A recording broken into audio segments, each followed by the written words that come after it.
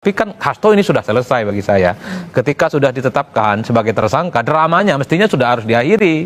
Kan ini sudah fakta-faktanya kan tinggal diungkap. Nanti mungkin ada bantahan-bantahan dari kubunya Pak Hasto. KPK juga akan menyampaikan fakta-fakta hukum seperti apa. Nah, orang sekarang nantang apa nih yang kemudian bisa dilakukan oleh KPK.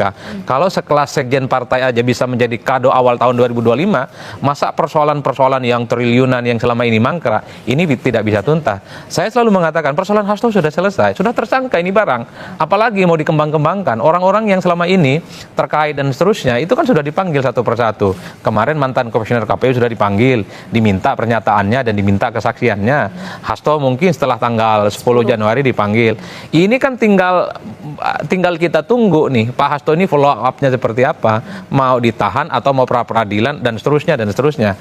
Dan yang paling ditunggu oleh publik sekarang KPK ke depan seperti apa, kasus pertambangan, illegal logging, illegal fishing, dan orang-orang yang terindikasi, orang-orang penting di negara kita yang dinilai punya kasus hukum tidak selesai. Nah, itunya yang mesti harus dituntaskan oleh KPK ke depan ya. Bagi saya cerita Pak Hasto ini sudah selesai.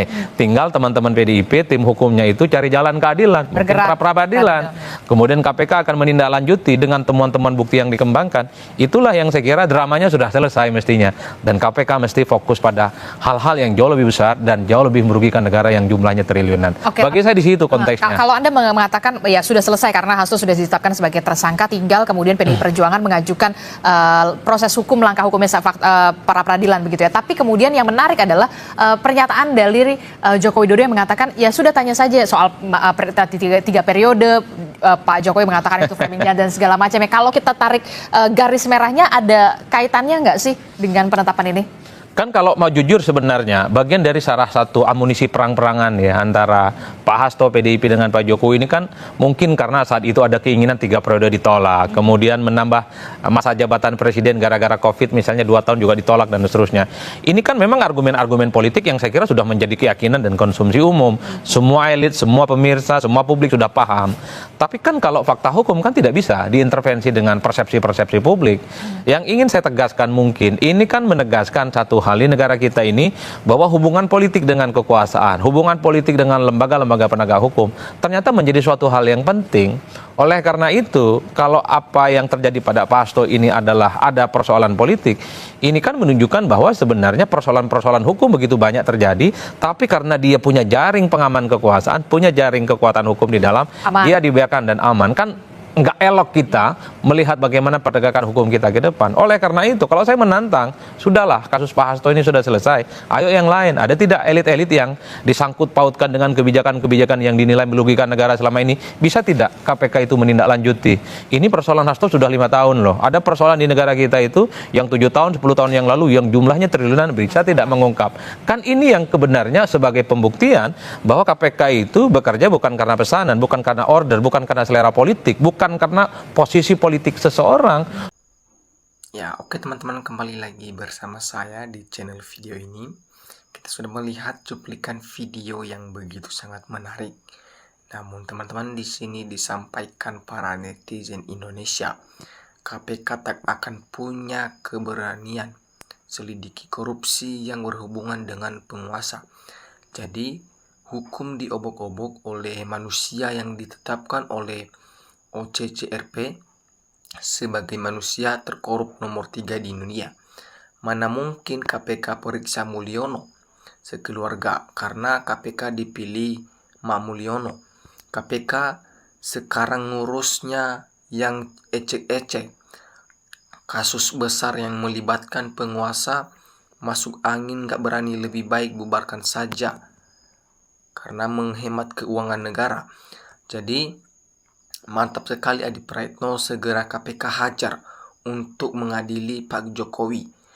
Teman-teman, KPK cuman bisa nangani kasus ecek-ecek, kasus Hasto yang tidak ada kerugian negara karena Hasto bukan penjabat negara dan bukan anggota DPR. Hasto cuman sekjen partai. Coba KPK selidiki kasus ekspor timah ilegal yang dalam sidang menyebut-nyebut Bobi Nasution.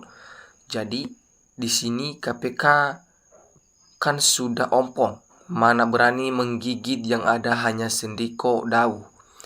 KPK kalau nggak bisa menyelesaikan kasus korupsi yang belum selesai, lebih baik KPK dibubarkan saja.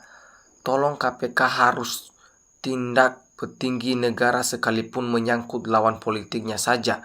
Karena jangan diledani orang yang gila kuasa. Indonesia rusak dan kacau akibatnya.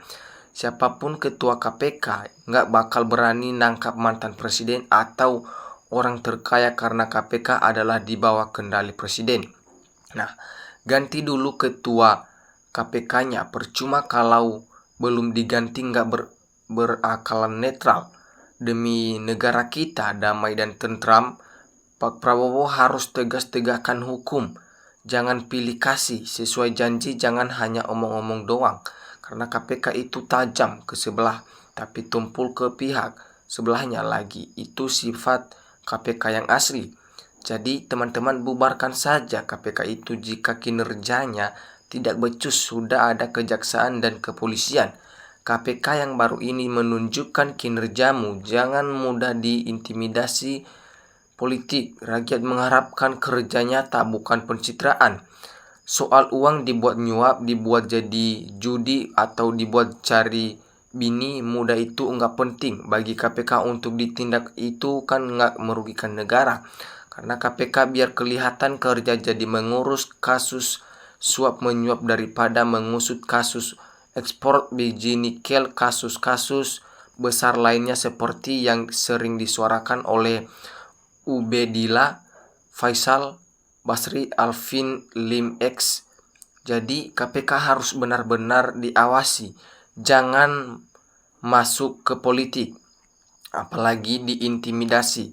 Kalau ada anggota KPK tersandra, mana mungkin mau periksa elit kekuasaan.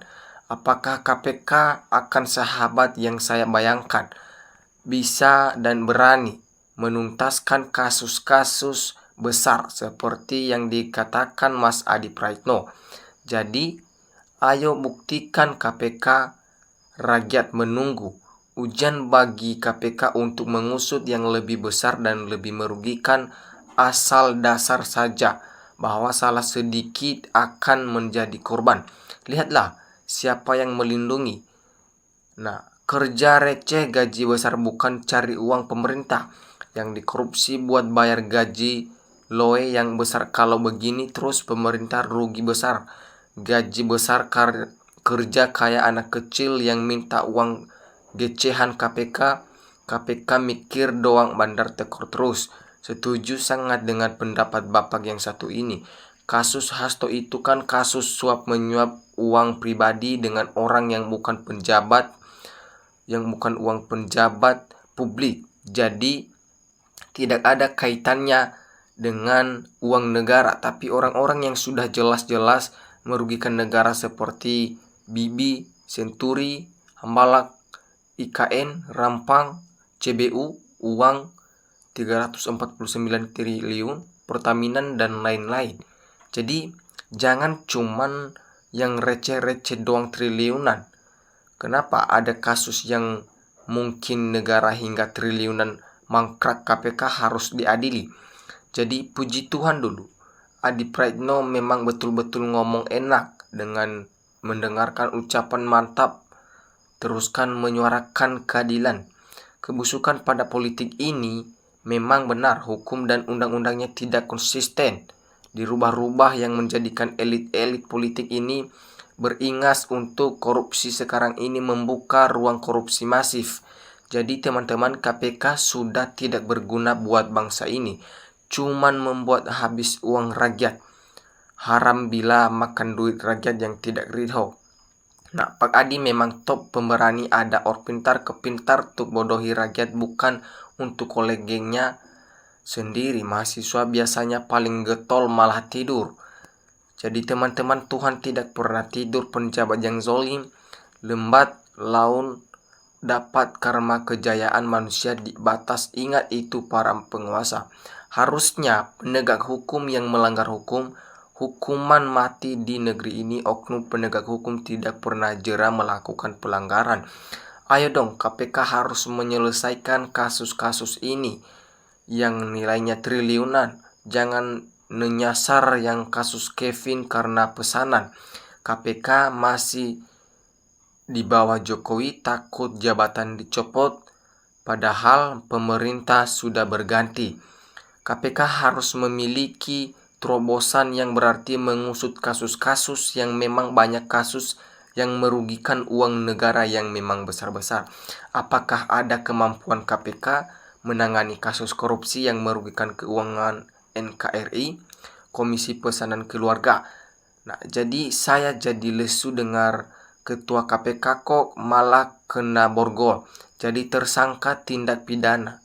Aduh, gimana ini bangsa? KPK jangan yang ditanganin kasus ecek-ecek. Kasus korupsi triliunan banyak belum dituntaskan.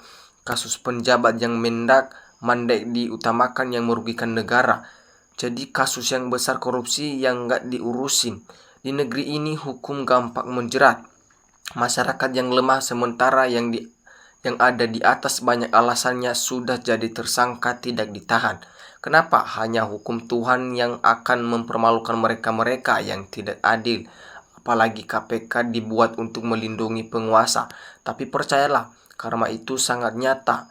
Tinggal tunggu waktu saja. Jadi dunia sementara akhirat. Betul kata sekali Pak Adi Praitno, KPK punya nyali mengusut kasus besar yang merugikan uang rakyat. KPK punya nyali apa Mbak Ble. Jadi sejak KPK jadi bagian dari eksekutif, memang sudah tidak bisa diharapkan lagi. Karena sudah beralih fungsi jadi kelompok pembela kekuasaan. Kasus ecek-ecek baru digemborkan, tetapi masalah hukum yang dibackup oleh kekuasaan maka diabaikan saja dengan berbagai dalih yang dianggap bisa diterima oleh akal sehat warga negara Republik ini, karena memang tersedia berjuta alasan di bumi ini untuk membenarkan tindakan mereka yang sejati itu hanya untuk berdalih tidak melakukan tegas sebagai lembaga mandiri yang berguna untuk menegakkan keadilan bagi seluruh Indonesia tumpah darah bangsa ini. Jadi teman-teman, sekian cuplikan video pada hari ini. Terima kasih, salam NKRI harga mati.